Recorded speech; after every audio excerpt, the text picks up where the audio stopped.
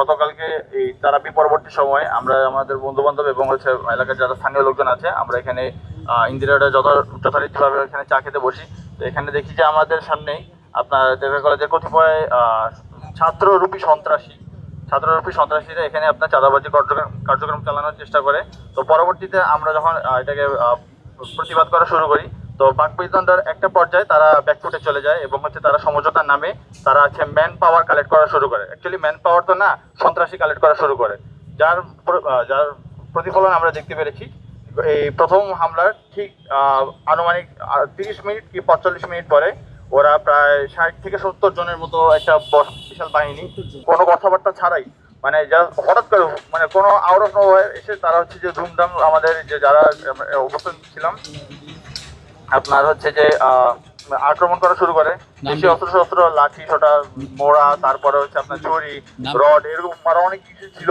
আসলে আমাদের medical report আছে এবং আমাদের শরীরের বিভিন্ন অঙ্গে এই জায়গায় আমার বড় করে কেটে গেছে। আসলে এটাকে দেখানোর মতো না, রোজা রমজানের মাস, সেটা আমি দেখাতে পারছি না। বাট আপনারা যদি আমার হাত দেখতে চান, হাত আছে। তারপরে আমার চোখের পিছনে ক্যাপটা খুন ভাই, ক্যাপটা খুন। আচ্ছা, তো এই আমার অবস্থা।